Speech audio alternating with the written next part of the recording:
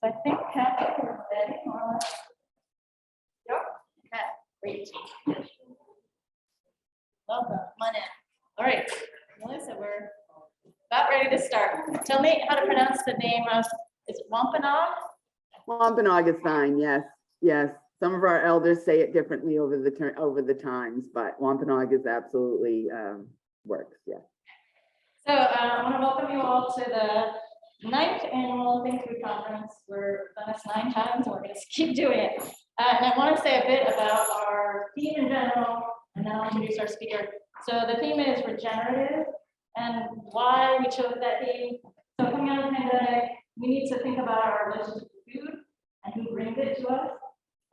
There's something on the Northeast Farmers of Color Land Trust website that says that we want to redefine the meaning of farmer and our care to the land and each other. And I really do want to do that today. So in a time of difficulty, I want to take some time for gratitude and recognition, and for awareness and for hope.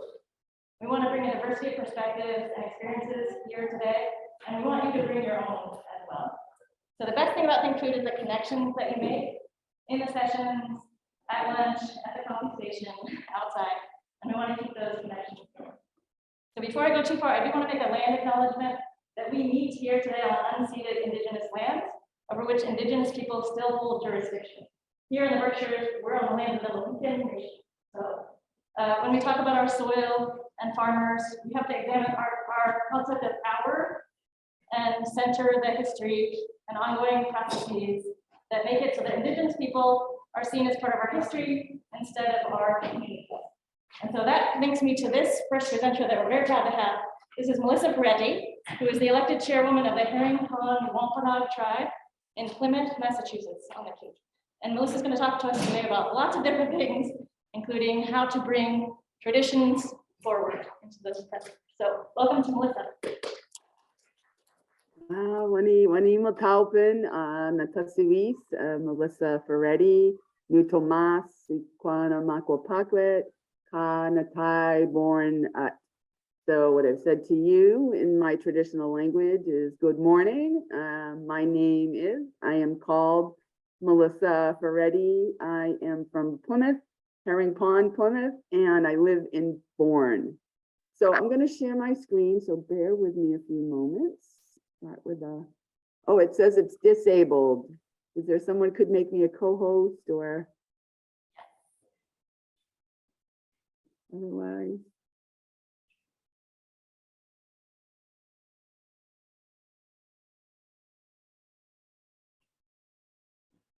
Let me try again. No, it's still disabled.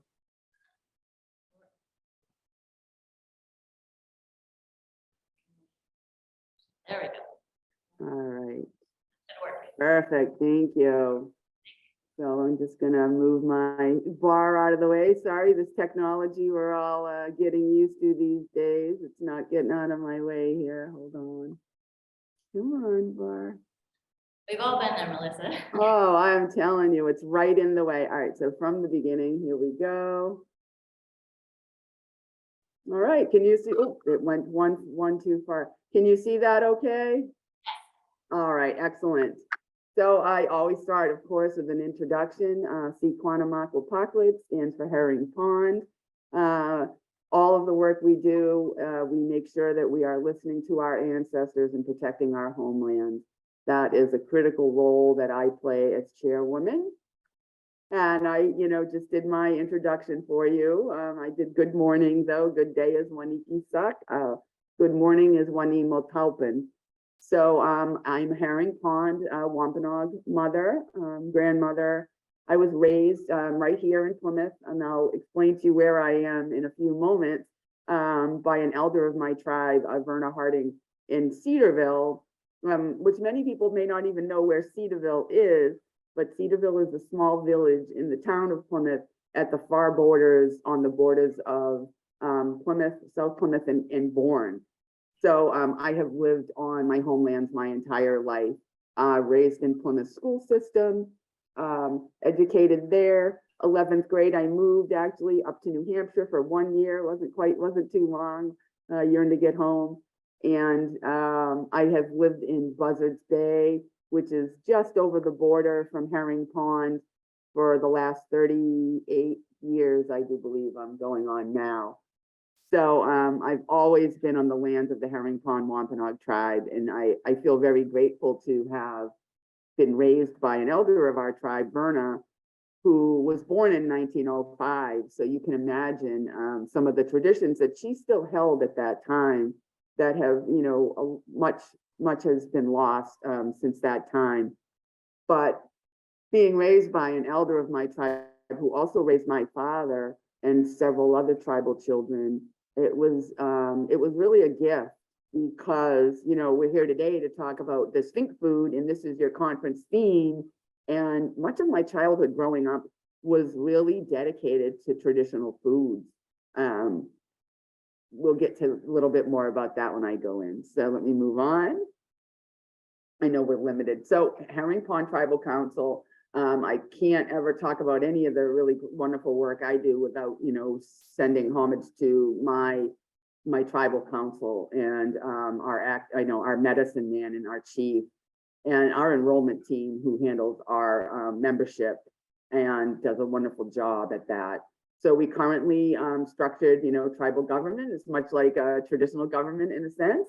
We have our tribal officers, myself, our secretary and a treasurer, and we have tribal counselors, which, you know, known sort of modern day in organizations as a board of directors, Lori, Jill, Hazel, and Taylor, and our medicine man, Troy Currents.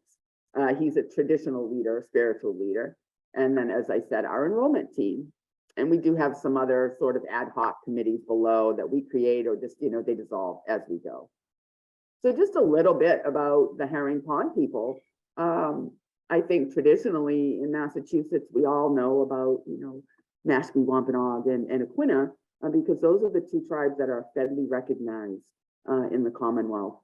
But there are several other smaller tribes and smaller tribal groups that are what we call state acknowledged.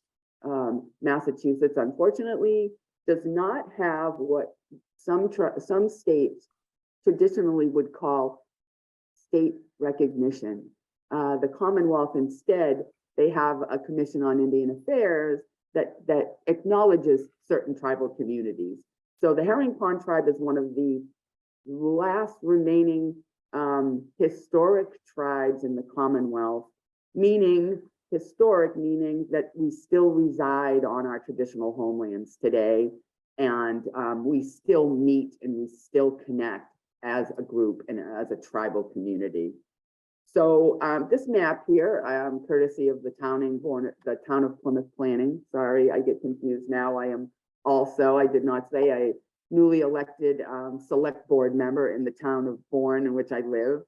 So if you hear me saying the two, it's sometimes tough to designate the two. Anyhow, so as you can see at one time, and of course, I have to add, this map here, of course, is post-contact, right? We know at one time, all of this map that you see would have in one way or another been one of the families that are part of the Herring Pond Indians that we were called at the time. And it would have been the entire area. But after colonization and sometime in the, you know, beginning in the late 18th century, 19th century, what happened was it's called the allotment process. And I'll explain that a little bit when I get in. I know we don't have a ton of time. I could spend all day with you telling that story. But so the allotment process, post-allotment, the parcels that you see in yellow were what was allotted to the Herring Pond Indians. The parcel up top, the much greatest one, was called our Great Lot. That was approximately 2,600 acres at one time. You can imagine the food and the bounty that we may have reached from that land at one time. And that stretched down into Cedarville, where you see Great Herring Pond here. So Great Herring Pond, this is our encampment in Bourndale. So you can see how the two towns are so close. You know, we talk about our people killed off by plague, and Squanto being everybody knows that story, that Squanto came home and all was lost. Not necessarily true. Our people simply migrated to the farthest reaches of that town, almost into Bourne and into Bourne, because it was on both. And we would have done so anyhow in the winter months to go inland. And this parcel down the bottom here is what we call the valley for that reason, right? I am actually sitting today, right here at this moment, on the Herring River lot, which is on the Meeting House lot right here. It was the smallest of the 3 parcels that remained to Herring Pond, and it contained 200 acres. So the building that I am sitting in is I am sitting in the original church. Well, it wasn't built as a church, it was built as a schoolhouse from an 1838 petition. We'll talk a little bit more about that as well. So I'm actually sitting here where this little arrowhead is right now in this 185-year-old building that we, against all odds, still have care and custody of today. So just a brief history. I don't, I won't read the whole thing, obviously, because we only have a little time, but 1655, Plymouth colony officials set aside land for the Indians' sole use. A plantation was established for the Herring Pond Indians. So at the time, and it was mentioned as a tract of land preserved for them and theirs forever, right? We all know that didn't happen. Several meeting houses were built over the years for the Herring Pond Indians. John Cotton being our first preacher. There are historic documents that clearly define who our members were at that time. And you can see as we look at some of the numbers from way back then, in 1685, our membership and our numbers were reported as 120 individuals. In 1779, 108. By 1825, our numbers had dwindled to 40. For various reasons, people moved, migrated separately. Some of our members moved out into New Bedford in the Dartmouth area due to being in the whaling industry, right? It always leads to food and sustenance and what supports us and what keeps us, alive. I hope it just goes. All right. So we talk about the guardians of the Indians, and this is another thing I could spend some time on, but I'll get through very quickly. So the account of the guardians of the Indians is housed at Mass Archives. It was approximately 1788 to 1865 where these records were created. Local elites were called upon to be financial overseers of the Herring Pond Indians, along with Mashpee and other tribes throughout the Commonwealth. So they would approve and reject disbursements. I went up there and I said, gee, they're bookkeepers. That's what they look like to me, right? That's what the logs really are. They're a journal entries of the, it's my 82-year-old uncle looking through the window at me over next door, sorry. So these accounts are logged at Mass State Archives, and they do provide detailed accounting. Appointed by the general court, they would take and redistribute monies, sell Indian lands, sell our wood, sell our whatever it was. They recorded these transactions, and we are in the process of actually digitizing those records currently. So Phineas Fish, I won't spend time on him either. His name did precede him. He was extremely fishy, as we say. He was one of the guardians that took over, and he was ordained at the Pondville Indian Meeting House, and at our church, at this building that I'm sitting in right now. He was pastored through the Williams Fund that was dispersed through Harvard University to mission to the Herring Pond Indians 1/7 or 1/6 of the time. He did okay for a little bit while, but he was marred by inconsistencies in his reporting, and he was sort of called out, and he was actually taken to court. He preached to the larger community at Mashpee, but what happened was he in turn, he was supposed to be preaching and what they called propagating the gospel to the poor Indians at Herring Pond. And in turn, he created white churches. He did not preach to our community. He was creating himself churches that were on our homeland that were predominantly white. So he ran into some trouble there, and his history was marred from there on after he was taken off that role.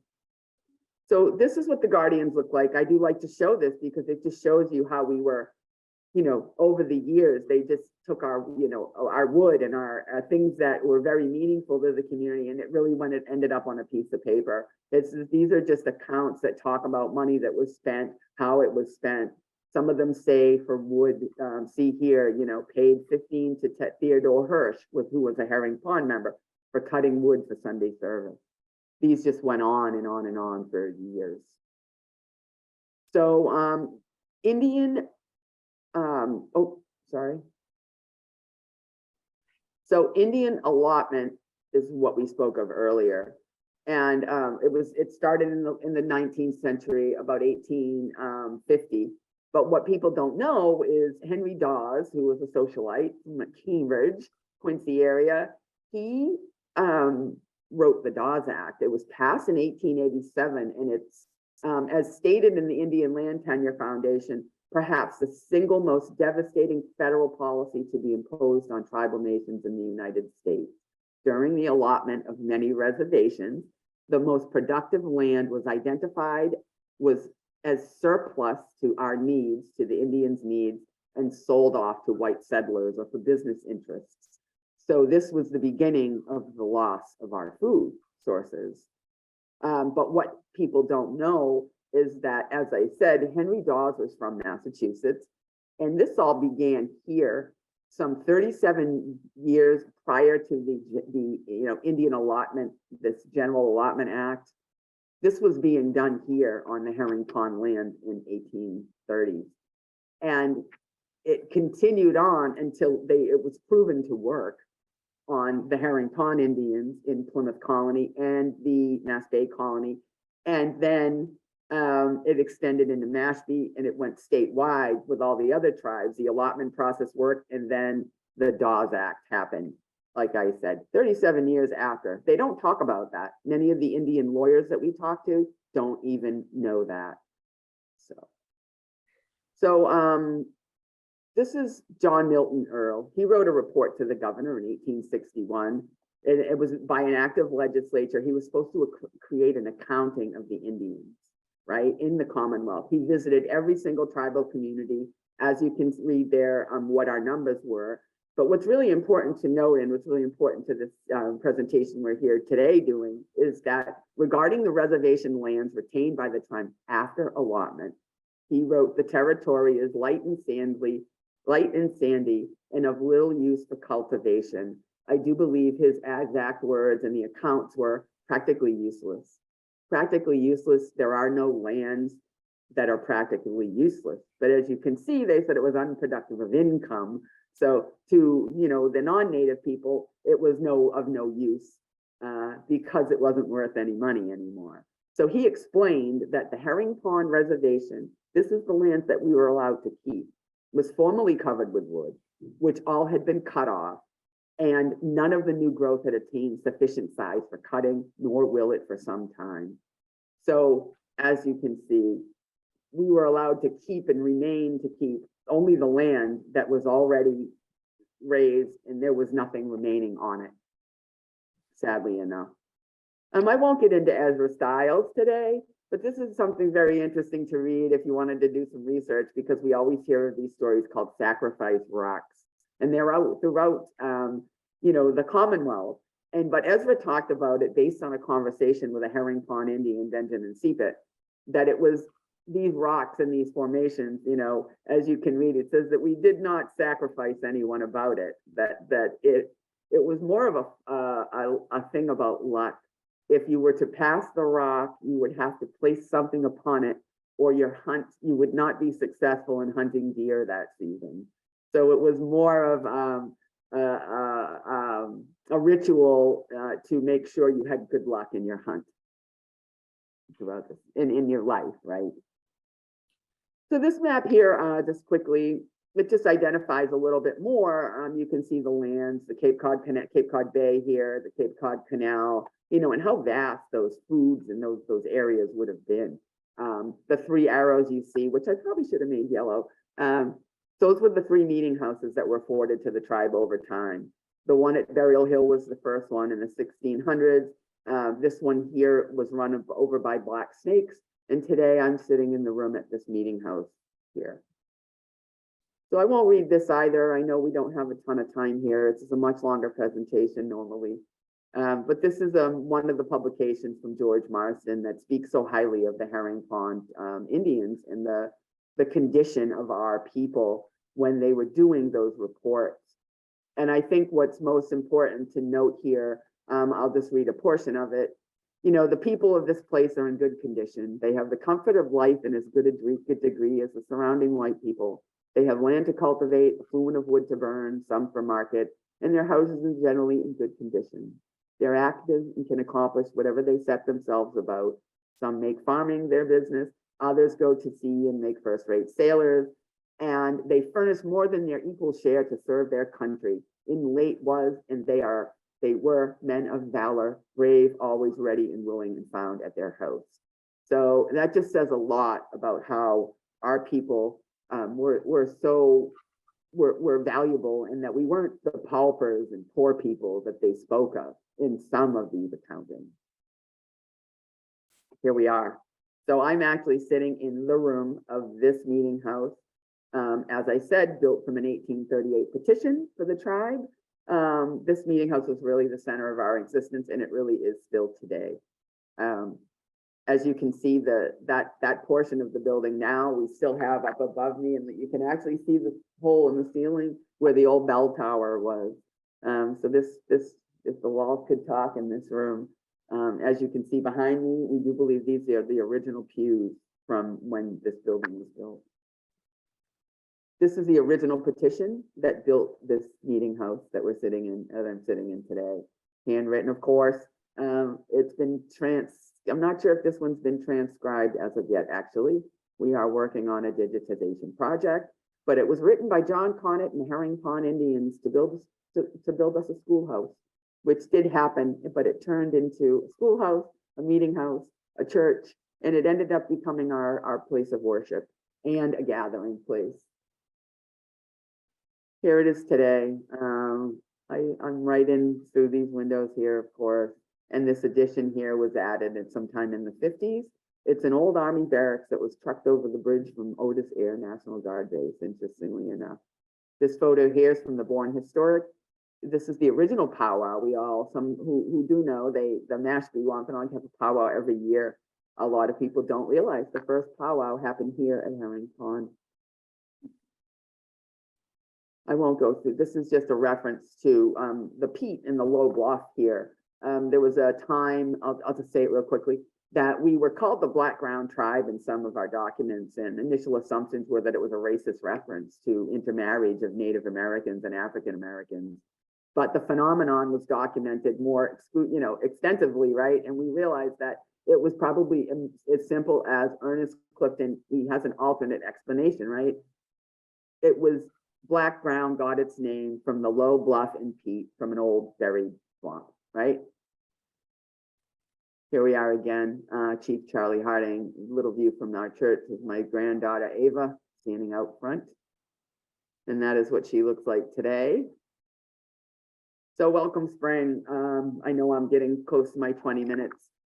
So at the end of spring, at the end of April, it marks the beginning, Sequan, spring. Sequanamakwapakwit is herring, but what Sequanamakwapakwit means, the spring fish, the spring alewife. And the new year, it's a new year for Wampanoag people when Mother Earth awakens, and that's when our resources become abundant and we really start to celebrate the food and the things that we are about to, the gifts that we are about to receive from Mother Nature, from Mother Earth. Just a quick, couple of photos here. I did a little bit of visual for you. So herring, every day during herring, we have a herring day celebration. And growing up in my yard, raised by Verna, I was probably the only kid in the Plymouth Carver School Systems district who had a herring shed in our backyard. It looked like an outhouse, but it was built very tall. It had a smokestack up in the top, and Verna would line the herring up on sticks, and she would burn sweet fern and other things that my sister and I would be sent out into the woods to go gather that would give her herring just the right flavor in the smoke. So I grew up like that, thankfully raised and grateful to have been raised by Verna, to have been able to still have those traditions. Jaden, my nephew here, he's tying knots. We've got one of our elders, Aunt Hazel, down here. They're on their herring. This is the herring run. Most people aren't allowed to jump in the herring run, but as Native people, we are afforded that right. It's inherent, and nobody can tell us we can't take our herring. We've been fighting that fight for a long time, and there are documents that date back to very, very long ago that speak of our right to the herring and how we are being either not afforded that right, or are not, the non-native people are taking too many, because we as native people, we also protect. We never take more than we need. You take what you need to eat, and that's it. You respect the fish. Dynapath, we don't really have time to get into that today either, but Dynapath is a 6-acre parcel in Plymouth that was recently deeded back to the tribe. Here we're having a smudging ceremony with the Plymouth School students on the summer. Donna Curtin is down in the middle. She's the curator at the Pilgrim Hall Museum, and it was a really wonderful experience. We gathered berries, the students gathered fruits, berries, trees, leaves, and then the next day, a little bit more about Dynapath. Here we are talking about some of the graves that are there up on the hill. There's 8 graves, 7 are marked, but we think there's a lot more. We have a great deal of work to do there, and most of the stones are on the ground. So we have some restoration to do for these ancestors buried up there as well. Just a few pictures from our social event of the kids, some of the, friendship rocks we did. And these are the designs that were made. You can see the berries there. All of this artwork that was created from the Community Art Collaborative. So it was Herring Pond Tribe, Plymouth Public Schools, the really wonderful folks at the Community Art Collaborative, who some of you may know, And what we did was the students gathered all of these things off the land, and they created these different either paints and things to create this art. It was really amazing. As you can see, all the leaves spread out on the table and the berries. They made some wonderful, wonderful artwork with that. Self-determination and preservation today, right? I think, we talk a lot, and a lot of people want to hear about the Pilgrim story, and they want to talk to Native people about, how do you feel about all of those things? But what we try to do, and I try to do as a tribal leader, is be forward thinking.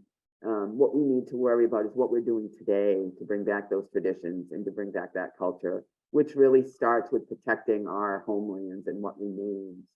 So this is a little bit about some of that, and I talked about Dynapath already. So just some photos while I end. Of course, these photos here of the animals, any pictures that you've seen in my slideshow, all came from the Herring Pond Reservation land. My cousin Lisa, she's a photographer. You see the great blue heron eating a herring it just says it all, right? That was taken right down in our tribal land. This picture here is my son, and I really love this picture. He's an avid fisherman, shell fisherman. He really does live off the land. He hunts, he does all of that. But he talked about in this article with the Cape Cod Times that he did on winter fishing, he said, if we take a second to remember how beautiful Mother Nature is, we might treat it differently, right? We know our lands are in trouble and our climate is in trouble. And here they are, my granddaughter catching stripers on the canal. We've got our turtles. My Aunt Hazel, she's an elder. My cousin Troy that I spoke of, he is our medicine man, and his daughter Kendall there. Some of our elders, I always speak of Verna, and I have to share her photo for you all. This is a photo of Verna Harding, born in 1905. And Verna, along with my Aunt Phyllis here, were some of the first women to ever work at the Quincy shipyard amongst the men in the 20s and 30s. So you can imagine the oppression and how difficult that could have been. but she was said to outwork 3 men, so I don't think she had too hard of a time. She could hold her own for sure. And there we are, Herring River Lot, some of our folks together in one spot. That's it for today. I just did some, basics on some of our collaborations, some of the work we're doing. And yeah, there we are. So thank you. Hate to go so fast on you, but I know we have a time and you all have a busy day. So I appreciate you having me today. We do have some time for questions. I invite questions from this audience here, and Kathy, you'll let me know if there are questions from our Zoom attendees. Anyone have a question or a comment? Something you'd like to know more about? Go ahead, Dan. What type of, is there any type of farming happening? What type of farming is happening at this point? Yeah, I'll repeat the question. So what type of farming is happening on Herring Pond lands? Currently, or would have been prior? Either one. Well, Sorry? currently. Currently, well, we do have several of our tribal members are, of course, do farming. We have one member in particular, she has actually pigs and goats, and they have bees, and she really does it all. And her goal for her farm is to be, it's indigenous and traditional. We always try to plant a Three Sisters garden. That's one of the, obviously a very important sort of ceremonial thing to do. And we actually just started a food program for Herring Pond just this, kind of late in the spring. So we are encouraging all of our members to eat healthy, grow your own food, and bring ourselves back to some of those traditions. So yeah, that's a great question. We continue, and we hope to actually do a seed exchange and start our own community garden very soon. Oh, so it sounds like, sorry, I saw another question. Yeah, go ahead. I was wondering if you could speak more about the land preservation and moving forward. What does that look like? Well, what we've started is through some funding from the Sheehan Family Companies of Kingston. Meg Sheehan, she's an advocate for the land and the Pine Barrens specifically. But with some funding that we received from them, we have recently launched about 2020 a traditional ecological knowledge project. And with that project, we really used Dynapath, the 6-acre parcel I spoke of, because there are walking trails, there's a body of water there, and there's a lot of wildlife and edible plants. So although we have a lot of work to do, our goal is to create a place that's educational. So, for the preservation of it, it's not only to be there to teach our youth how to produce these foods and to learn about what's edible and what's not. So we are working on that, I guess, if for the land stewardship. So what we need to do is we have a lot of cleanup to do over there. We have already had someone come out. We've identified 31 edible plants already at Dynapath, and we are working to sort of do a project where we know not all invasives are bad, right? But what our goal is to remove invasives and plant traditional native plants to the region in its place. So we have a lot to do when it comes to land, to taking care of the land and restoring it, so to speak. So that's a great question.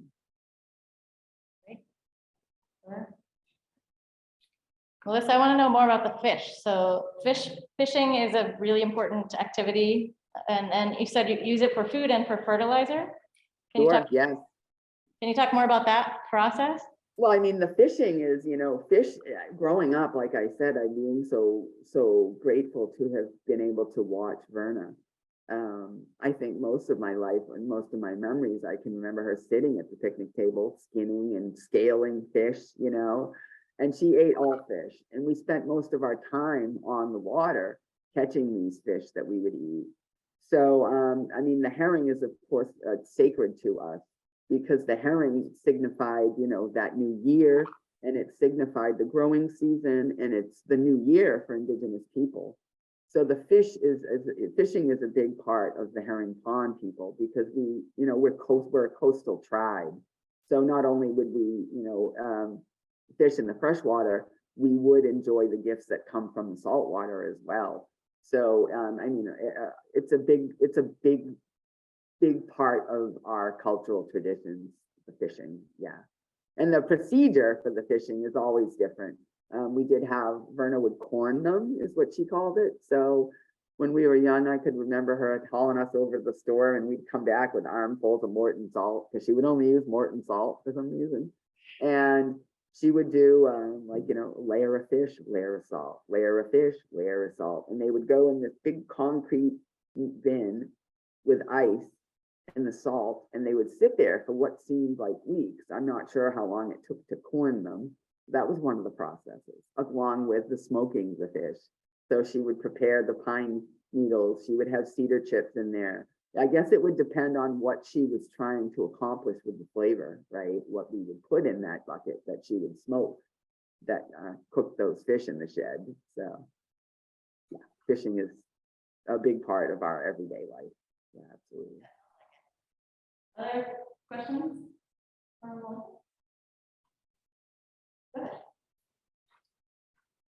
How does your culture affect farming in terms of how you perceive nature, and what does that do to your farming practices?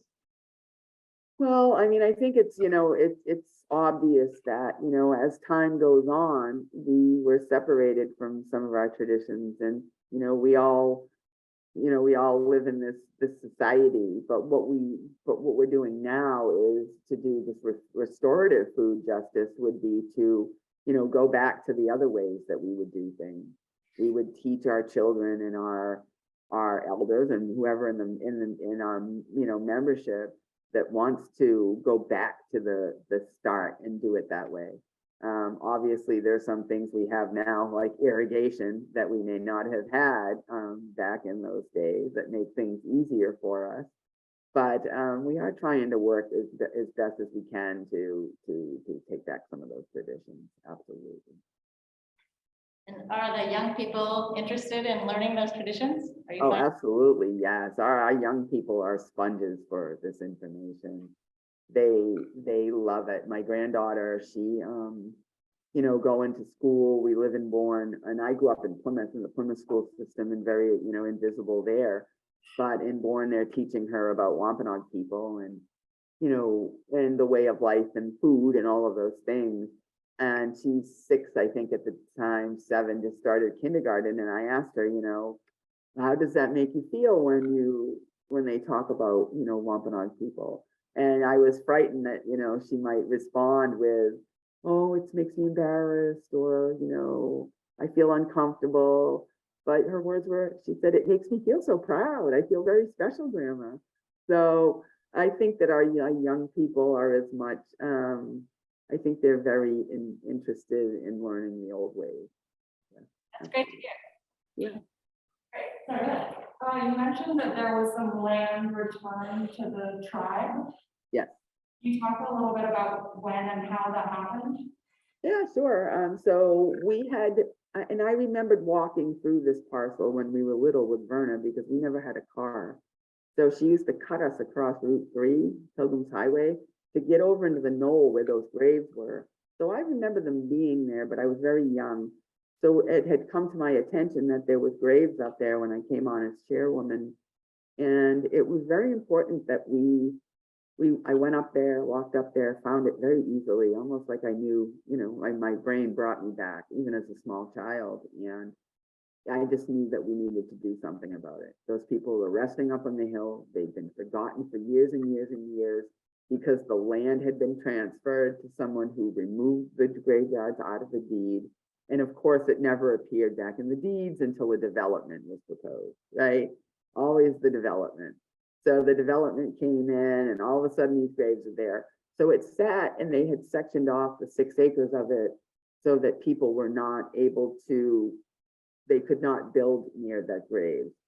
But it sat there and it was given to the town. So we went through the town meeting process where we petitioned, we got, a citizen's petition with all of the votes that were necessary. We got it on the town warrant, and it was approved to go to town meeting. And at town meeting, surprisingly enough, we had no idea what to expect. We honestly got 100% of the vote from all of the caucuses. Not one person voted against giving it back. So the town deeded it back to us shortly thereafter. Now it's ours. Okay, well, we unfortunately run out of time, but this has been fascinating, Melissa. Thank you so much for joining us. Yeah, thank you, and have a wonderful day. Good luck with the rest of your day.